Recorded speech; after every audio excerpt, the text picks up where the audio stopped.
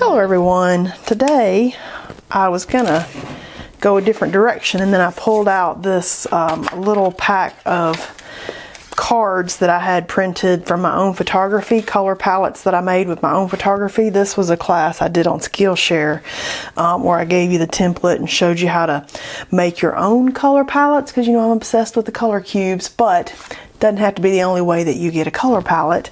And my photography is, you know, dark and moody and a little bit matte, and it's, you know, stuff I've done over the past 10 years. And you know, I've got some favorite color palettes in here out of some of these things, and it's way cheaper to buy the color cubes than it is to buy 25 of your own cards. I think I spent $40 for 25 of my own cards, and you can get 250 cards or 500 cards for a much better deal. But it is very fun to kind of have your own photography as your color palette inspiration. And I was going to set it under this side of the book to make it kind of come up a little bit, because now that I've got so many pages done, we're over halfway done, we're getting there. And I got excited because you'll see paint still all over my hands, because we just finished painting this one and I let it dry, and now I was so excited that I had a double watercolor page, and I'm not done. I don't feel like I'm done painting today, so I thought let's just go right into this one too. Sometimes I can have a 2-video day, and I'm excited when those days come along. But I like to photograph ballet shoes and pretty antique linen things and flowers and stuff like that. And this color palette's kind of fun, so I'm kind of thinking abstracts today with this as my inspiration. So I have pulled out some Blick matte paints in black and warm gray and brown, because this is kind of a grayish brown, so I'm kind of thinking mix these two together. Then I've got yellow oxide and blue red medium, because look how close those are. And so that's my inspiration. I was kind of considering maybe something funky and spotty, and then different things filling it in. I don't know. I've still got my gesso out, so I'm actually going to use that. And should we do like a big double spread? I think we should. I think big double spread. And I'm just going to open all of these up. Got my number 8 Princeton Umbria filberts that I've got that I stick down in the brushes. You can use any paintbrush you have. I'm just pulling those out because I like them, and they've been real convenient here on this great big book. And I'm kind of thinking that I want to do some mark making first, so I can do that with some Neocolor 2 crayons. I could do that with really anything under the sun, but if I'm sticking to kind of this color palette, we could come back in here with maybe some of this ochre. I've got the big thing down there, but I don't quite want to pull it out. We could also go with this is a Marksall Stabilo. That's a good choice. I don't use this very much. The Marksall Stabilo marks on top of all kinds of stuff. It's really good too, kind of like a graphite, but it's really dark. It marks on top of paint really good. And you can see, look how dark that is, and maybe water soluble. See, we can kind of get it going also. So that's a good choice. It's a really good one for marking on stuff. And it's dark. It's like that 14B that I love so much. So I should definitely start pulling the Stabilos out again and using it more, because I don't ever pull it out here on YouTube, because I got so excited with my 6B and my 14B ones that are so yummy that I just don't even think about it. And if you'll hold your pencil way back at the back, it's a lot more organic, a lot less control, which is what I like. And we may or may not see these marks underneath it, but I'm kind of feeling like, you know, break the ice, get past the white page, and just see what can we end up with. Because some of these do shine through. Like I do actually sometimes see this bit shine from the underneath, and then I'm like, oh, look at that interesting detail that I didn't even know I was going to end up with. So just Mark until your heart's desire. Just do it, cause some of it's going to be fun up underneath there. And because this is water soluble, we could just move some of that around. I like it. Ooh, isn't that nice? Okay, I like that. And we could come back, I could still do some yummy yellow. I could dip that in water. I don't know if you ever tried dipping your Neo colors into water, but you can dip it into water. It's also water soluble, so we could come back and just spread some of that around. Always interesting to play and experiment here with our tools. I'm going full on abstract today with this. I just, wherever we end up, that's where we're going to be happy getting to. And I kind of want to do like some splotchy areas and then mark make on top of it, which I know we'd mark make on top, but in my mind I'm thinking like marks and then draw around the marks. Like I'm feeling like a full-on mark making fest here. And we'll just end up wherever we end up. I'm not trying to get anywhere specific. I'd like just going wherever that creativity leads me, because I kind of had an idea like this is where I want to go today, but if that's not where we end up, that's okay too. Sometimes you were just meant to get it down and go wherever that paint day leads you. And let me tell you, you have much better paint days if you let go of an expectation of where you were trying to go versus where you ended up. Whoa, look at that. Alright, I'm going to go straight into the gray, even though it's got yellow on my brush. Don't even care. Whoa, look at that. This is such a good color. I like ochre and gray.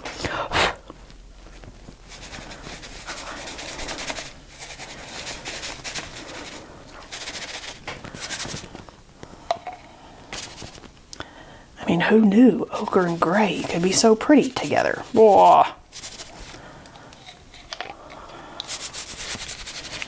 Yeah, I kind of want double the watercolor spreads and those other pages slipped in there, but I need more watercolor spreads. And if you're watching this thinking, I'm not working in an art journal, who cares? Don't have to work in an art journal. You can do some of these fun things that I'm doing on a piece of paper. I just like that the papers are all connected here for me. And in a book, because if you ever think, what am I going to do with everything I paint? Well, you know what? If you paint it in a book, they're all combined in a book that you can pull out and enjoy later. And you don't have to worry about, what am I going to do with this if I paint it? So if you have the problem that I know we all have, is thinking, oh, I don't know if I want to sit and bother painting today, because what am I going to do with it? That's my biggest gripe about making art. What do you do with it? If I wasn't making videos, I might not even make the effort to come up here and paint, because that's exactly what I would say for years. Like, oh, but what am I going to do with that canvas? What am I going to do with it? So I just might not even go up, because I just don't even have the space to keep canvases and stuff anymore.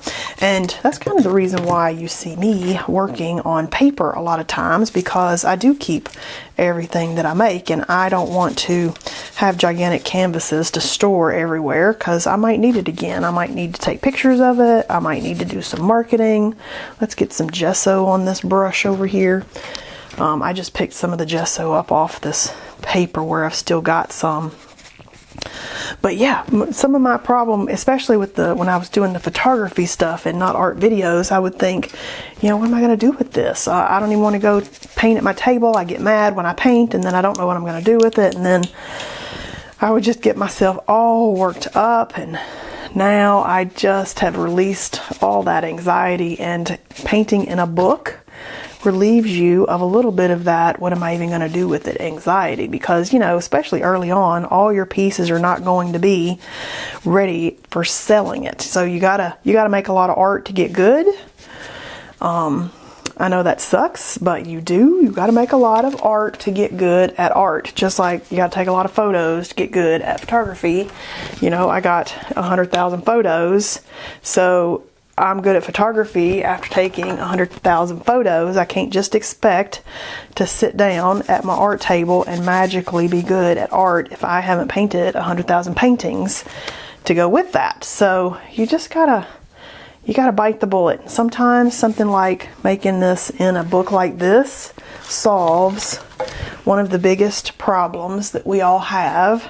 What do I do with all this art? Now you don't have to have that problem. Now it's in a book and you can enjoy it and love it. And I love the freedom that kind of gives you to sit and play and make your 100,000 pieces until you get good. I like talking when I paint too, because now I don't have the time to get upset about where I just put my brush down, or if I messed up something, or if I just ruined something, because half my brain is focused on making a coherent sentence. Look at this. Yeah, this is a crazy hot mess. I know it. Man, I love the stuff mixing on the brush here though. Wow. Like this stuff getting here on the brush is a yummer. And you'll just notice I didn't even change the brush out in between all the different things I'm painting here, because I'm kind of looking for a hot mess today. And now what are we gonna do? We're gonna let this dry a little bit, but I'm kind of thinking on top of this, let's start doing some mark making. So get all your different paint brushes out, whatever your favorite thing is. I'm gonna start here with the filbert that I'm already using. That right there just already made it more exciting. Look at that. Good choice. Ah, good choice.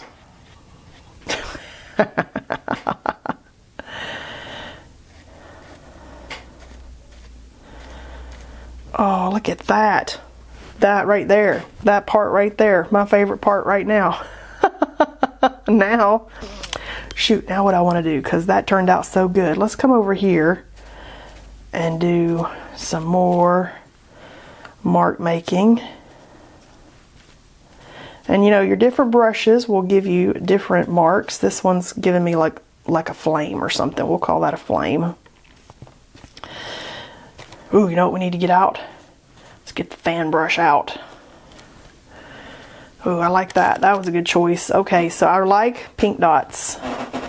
Pink dots are good. Okay, so what did I say we needed to get out? The fan brush.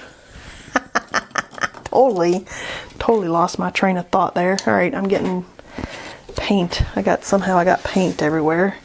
Not quite sure how I did that. All right. It's a good day when you leave and there's paint all over you.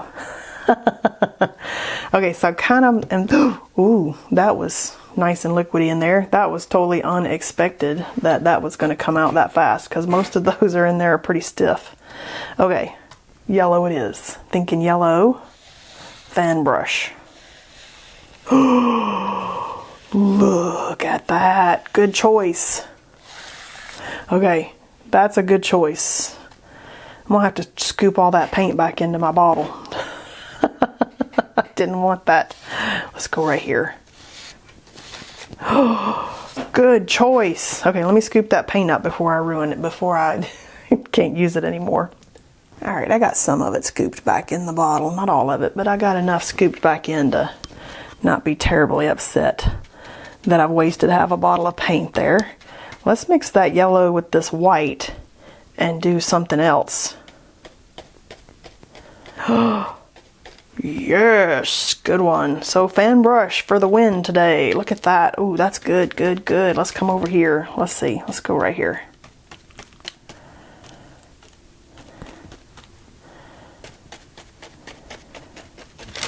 Ooh, good one, good one. All right, let's see. What else? What else do we have? Let's throw this filbert in the water so we can pull out something else. Ooh, so I like these little... Wait a minute, that was the wrong one. I like the... Ooh, this one. I like these little Princeton Select round blenders. And I'm kind of feeling like we could do... How about like brown and gray, or brown? I could do circles somehow.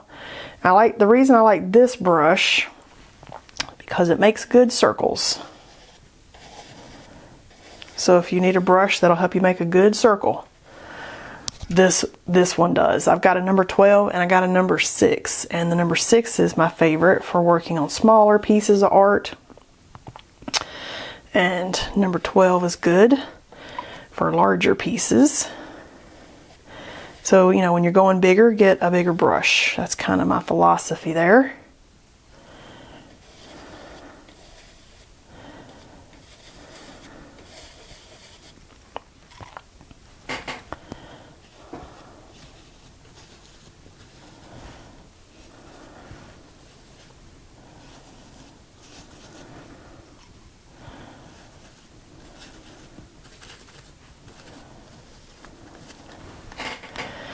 Ooh, good ones. Okay, let's see. What else do we want? We want some black somehow. I've got some black out here.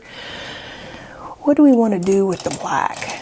I could do some stenciling on top of there. That might be fun.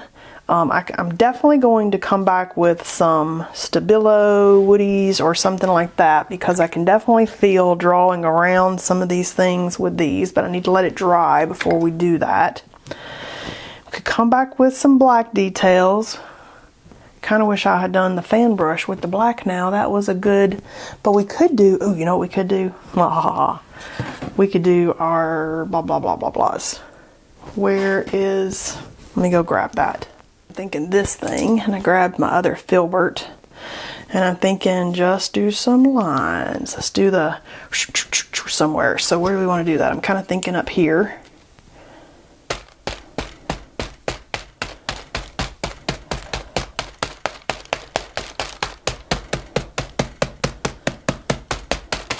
Ooh. Oh yeah, good choice. Let's do some right here. Man, I love my bowl scraper. Bowl scraper is like the best tool. Like it. And that gave us a little tiny touch of black, a little bit of that contrast in there. All right, I like that. Now I'm kind of thinking that maybe we need to let this dry a little and we can do some more making on top. I got a hot mess today and I like it.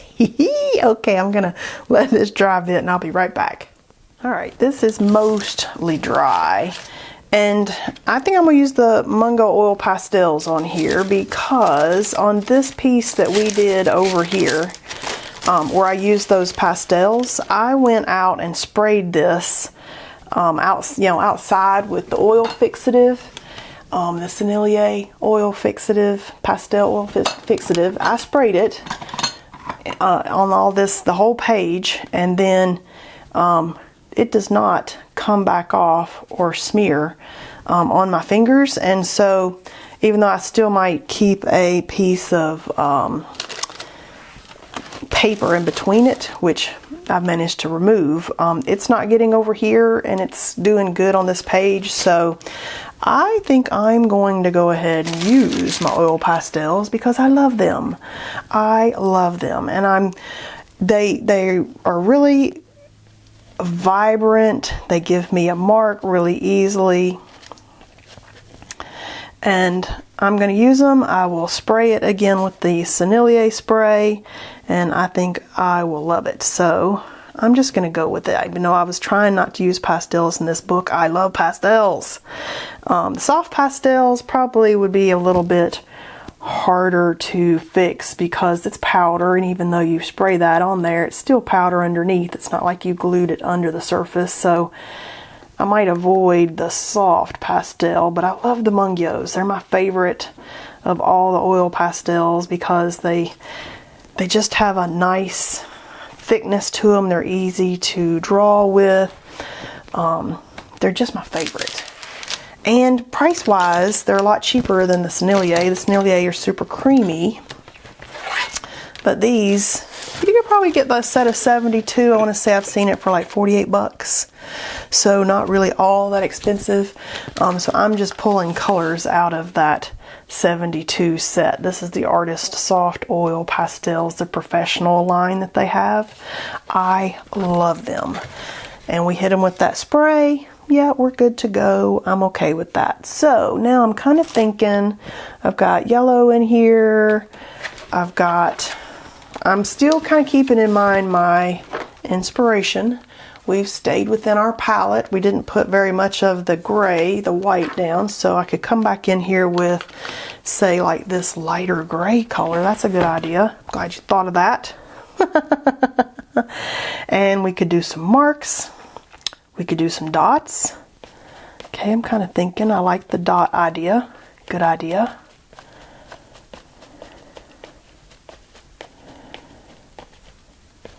And with an oil pastel, you know, I could do a much larger dot really than with a Posca pen. I could have made these even much larger than I'm making it, but I'm just going with the inspiration. Don't put on the comments, why did you do this, or why did you do that, or you could have done this, or you could have done that. Yes, there's a million things that I could have done when I'm drawing and thinking though, and filming, and there's too many things to think about. Maybe I don't think of all the options that I have. You do that. You go do whatever it is that you thought of. You try that idea out.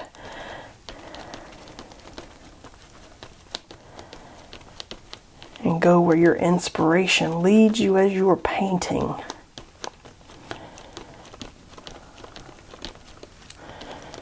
Ooh, good choice. I like that one. I'm also feeling like, see, I like this yellow, so I want, is this the right yellow? Close enough. So we could come back in here and give a little extra mark making to our pink splotches. Oh, look at that. I love that. Good idea.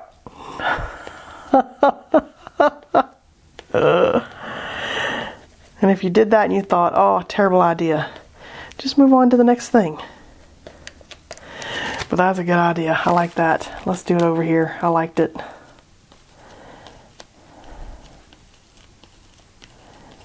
If you do it on all of them, it's something you did on purpose. If you did it on one, you're like, oh, I didn't like that. Then it's a mistake. So do it on all of them. Just commit.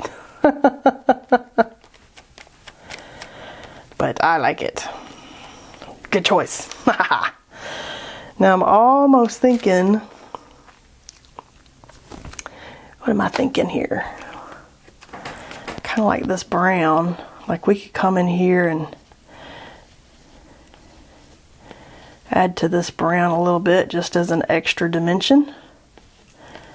That's kind of fun. Just a little swirly in there.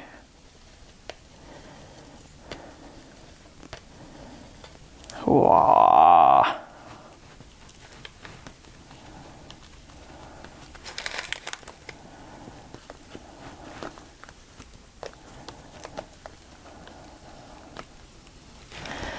Ooh, good one. We could also come back in with some paint markers. Let's see what else I got in here. Kind of like this white. What if we did...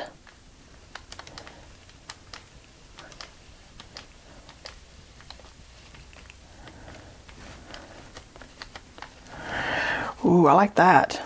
Let's come back and do one here.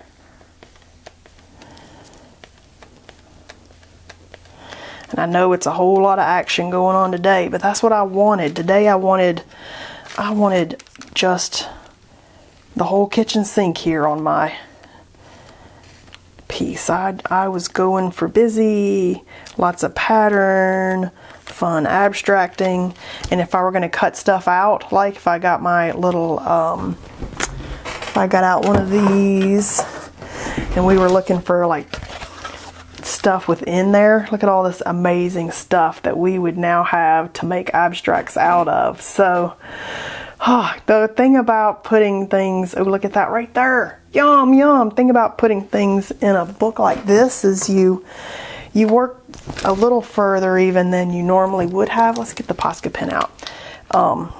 And keep going a little further because you know you're not going to be cutting this up. And you could cut it up though. You could always take this out of this book if you truly didn't love the page as a big piece and you're like, oh, what else can I do with that? You can take it out of the book and cut it up into something that you love. Don't even, you know, discount that. You can still do that.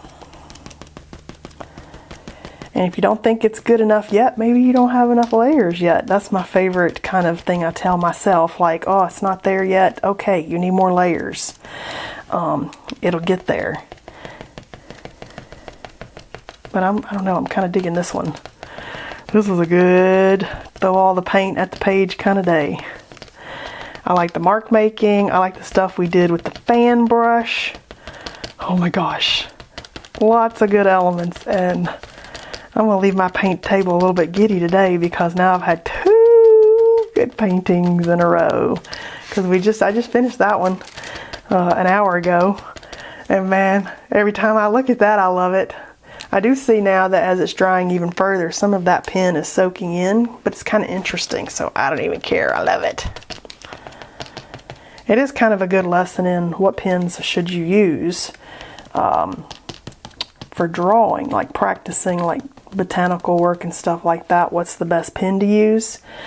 Test out the different pens. I like that. Test out the different pens that you've got and just see how they react to the paints that you put them on top of. Might have been good to use an acrylic Posca pen instead. That would have been a good choice.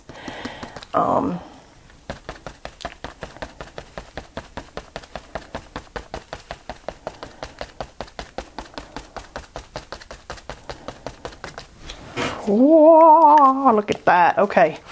Yummy, yummy, yummy today. All right, we're all over the place, but I am kind of loving it. And I could even come back with that Stabilo mark saw. And I could add a few extra yummy marks in here just because I like them. You don't have to do that, obviously.